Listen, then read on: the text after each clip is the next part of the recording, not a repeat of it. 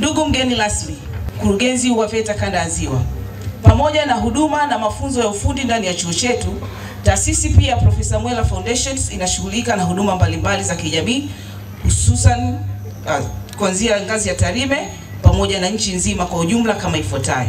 Namba moja, mpango wa kusaidia vijana wa Tarime kusoma chuo bure, na mpango huu ulianza kuanzia mwaka 2019 mpaka 2025 na zaidi ya vijana 5,000 wamenufaika na mradi huu, na sasa tumeongeza muda kutoka 2025 mpaka 2030. Namba mbili, mpango wa kusaidia wasichana waliokatishwa masomo sababu ya ujauzito kusoma chuo cha Tarime Vocational Training College bure, na mpango huu ulianza mwaka 2023 na utaendelea mpaka 2025. Mpango huu ulizinduliwa na manager and activate kanda ya Ziwa. Namba tatu, kutoa tuzo mikoani kwa halmashauri pamoja na viongozi na wanafunzi wanaofanya vizuri katika mitihani ya kitaifa hapa nchini. Lakini sambamba, namba 4, kuhamasisha vijana wa shule za sekondari na msingi kujiunga na vyuo vya ufundi baada ya kuhitimu, na tumekusha tembelea zaidi ya mikoa 18 ya Tanzania bara. Namba 5, kutoa mafunzo ya wanafunzi wafanyakazi katika sekta ya utalii. Namba 6, kuhamasisha utalii wa ndani. Namba 7, kutoa elimu ya ujasiriamali kwa vijana na akina mama.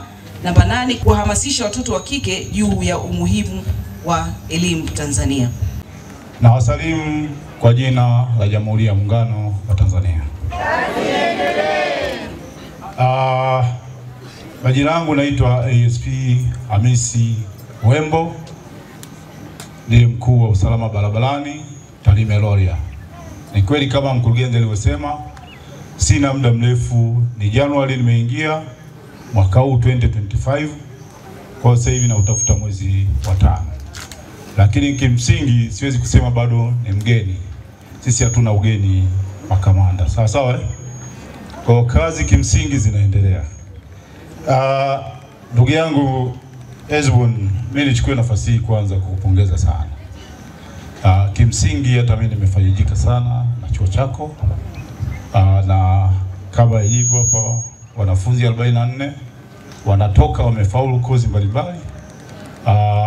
Na tunategemea watakuwa na mafanikio makubwa sana, kwa sababu hata wao wanasifia sana elimu inayoendelea kutolewa hapa chuo. Kwa hiyo nikupongeze sana sana sana kwenye hilo. Hata mimi nimeshawishika, mtoto wangu akimaliza nitamleta. Lakini pia nichukue nafasi hii kabla ya wanafunzi niwapongeze walimu. Amini wanafunzi wana furaha kwa sababu ya juhudi za walimu. Kwa hiyo walimu niwapongeze kwa kutoa huduma bora ya elimu ambao mwisho wa siku tayari wanafunzi wanafurahia na inapeleka heshima kwenye chuo. Kwa hiyo pia niwapongeze sana wanafunzi kwa namna mlivyomaliza level 3. Lakini kama alivyosema, mimi ni mdau wa usalama barabarani. Kwa kozi mbalimbali mlizozipata za driving, niseme karibuni kwa ajili ya huduma ya leseni. Lakini pia taomba nafasi ya kuja hapo, na watu wengi hapa ambao wanahudumiwa, taomba nafasi ya kuja kutoa elimu ya usalama barabarani. Niseme kitu kimoja, naomba mwende muwe chachu ya mafanikio mahala pale mtakapokuwa, popote pale katika nchi yetu ya Tanzania. Naomba mwende muwe chachu, maana mmesoma, mwende msaidie jamii yetu kufanikiwa katika hatua mbalimbali, na wewe mwenyewe ukifanikiwa. Lakini hayo yote hayatatokea mpaka umjue Mungu. Amina wapendwa. Maana Biblia inasema mjue Mungu sana ndipo mema yatakapo kujia. Kama umjui Mungu, basi mema hayapo mbele zako. Mtangulize Mungu, muamini Mungu kwa kila jambo, alafu kingine jiamini mwenyewe. Alafu jikubali kwenye maeneo yote yale. Mwisho kabisa niseme asante hata kwa RTO aliyokuwa mahala hapa, mumtumie huyo bwana. Serikali yetu tukiitumia ya baraka sana. Huyo bwana ana namna mbalimbali, anaingilika sana. Ezbon ni mtu ambaye kidogo basi amelithi baba yake ni mtu ambaye kidogo pia anajua kushika viongozi, na ukishika viongozi basi umekubalika. Kwa hivyo tumuombe kwa Mungu, chuo chetu tukiombee, na sekondari tuiombee. Mungu aipe kibali. Zaidi ya yote natamani mfanikiwe masomo ya haya mnaokwenda kufanya mitihani hii, natamani mpate A kwa jina la Yesu. Kwa hiyo lengo kubwa tunapita kuhamasisha vijana kujiunga na mafunzo ya ufundi stadi. Hatuamini katika kumpatia samaki kijana, ataila, itaisha, kesho atarudi kwako, atakuja atakuomba. Tunaamini katika kumpatia ujuzi, mbinu ya kuvua samaki. Ukimpa ujuzi, akienda sehemu yoyote, akienda hata Mtwara ataishi, akienda Arusha ataishi, kwa sababu atakuwa ana maarifa ya kutafuta chochote kile kiweze kumkizi katika kuendesha maisha yake. Kwa hiyo ufundi stadi ni sehemu mojawapo ambapo inawapa vijana fursa. Sambamba na hilo, nilikuwa naangalia takwimu, karibia zaidi ya 77% ya eneo la dunia halijatumika, liko wazi. Lakini ukija hizi 23% ambazo zimekwisha tumika, asilimia kubwa imependezeshwa, kazi kubwa imefanywa na mafundi. Hata sisi wenyewe hapa tulipo, nguo hizi tulizovaa tumependeza sana, hizi zimeshonwa na mafundi. Chakula leo baada ya hapa tutakwenda kula, chakula kimepikwa na mafundi. Viti, meza vimetengenezwa na mafundi. Majumba yote tunayoishi, nyumba za kawaida, gorofa.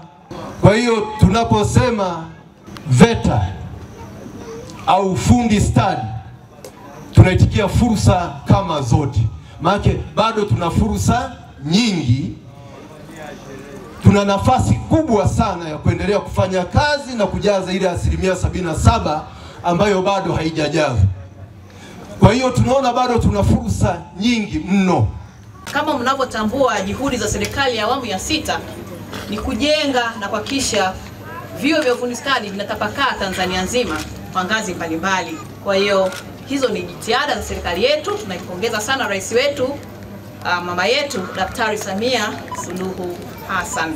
Serikali yetu ya Jamhuri ya Muungano wa Tanzania chini ya uongozi wa shupavu wa Mheshimiwa Rais Dr. Samia Suluhu Hassan umeapa uzito unaostahili mafunzo ya ufundi stadi, hivyo kuipambanua awamu ya 6 ya uongozi kuwa ya kipekee katika kujali suala la kuwapatia Watanzania ujuzi wa stadi za kazi kwa kuweka mazingira wezeshi na rafiki kwa taasisi za umma na binafsi katika utoaji wa elimu na mafunzo ya ufundi stadi. Tunaishukuru sana serikali.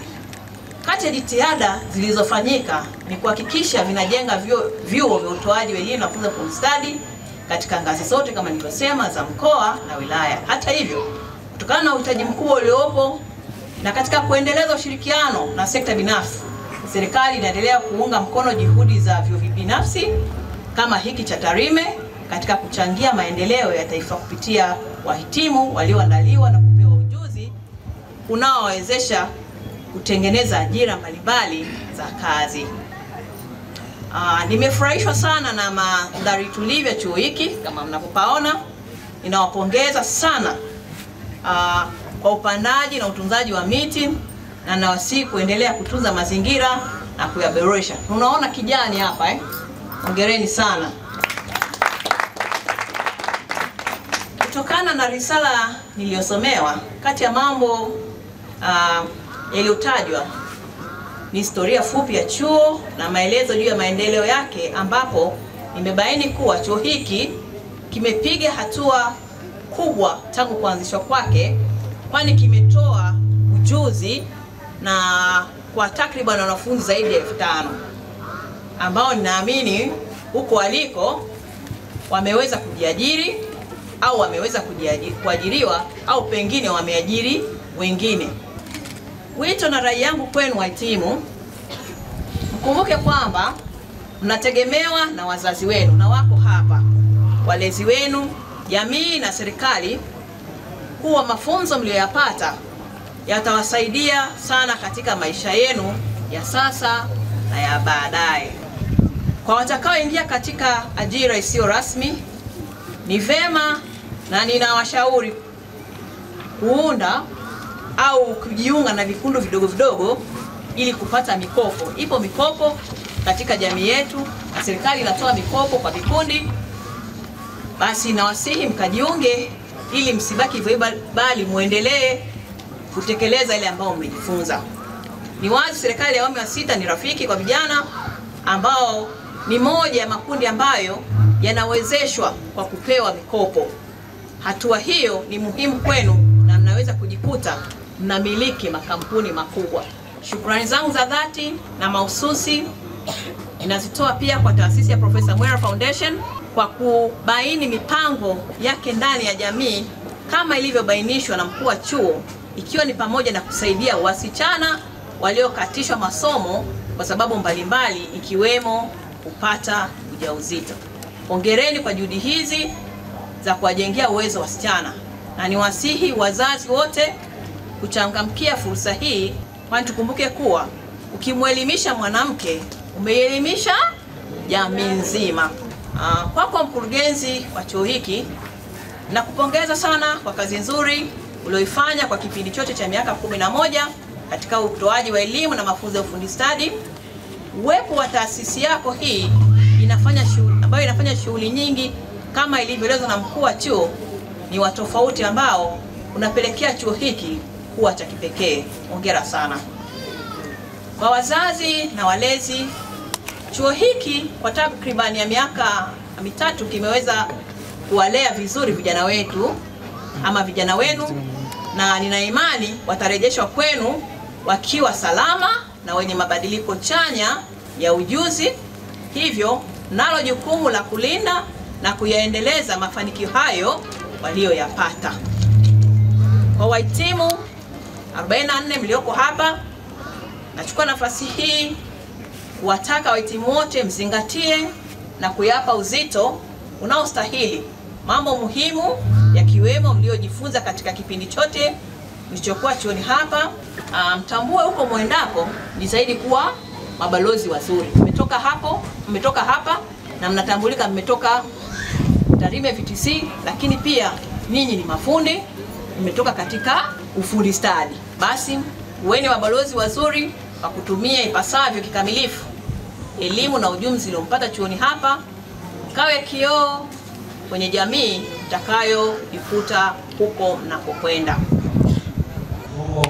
Kwa majina naitwa Fabian Jackson Mrashan, ni mhitimu hapa chuoni Tarime Vocational Training College na ni mwanachuo. Nimehitimu katika ngazi ya certificate mwaka wa 3 katika kozi ya motor vehicle mechanics. Kupitia kozi hii katika chuo hiki nimeweza kupata ujuzi wa aina mbili, kwa maana ya ujuzi wa vitendo na ujuzi wa nadharia. Yes, lakini pia mbali na hayo nimeweza kupata ujuzi mwingine wa ziada ambao ni ujuzi wa computer application katika program zote na ujuzi wa driving na leseni pia. Lakini pia mbali na hayo, hivi vitu ni kwamba vitaenda kunisaidia pale baadaye nitakapokuwa mtaani kule, ambapo vitanisaidia katika njia, inaweza zikawa njia tofauti kupitia kujiajiri ama kuajiriwa. Lakini according to kozi yangu hii ya motor vehicle mechanics, naweza kujiajiri hata kama nisipopata ajira nikiwa mtaani, naweza kujiajiri mwenyewe kwa sababu vifaa na vijua, kila kitu nakijua, lakini pia kutengeneza najua. Kwa hiyo namshukuru Mungu katika ngazi hii niliyoifikia siku ya. Asante. Kwa majina naitwa Tulizo Kateba Mwandobelo na ni mhitimu mwaka wa 3, nasomea kozi ya secretary na waziri, yani secretary.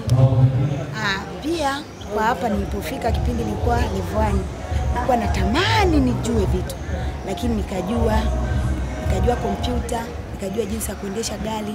Na sasa hivi naweza nikaenda kutafuta leseni na maisha mengine yakaendelea.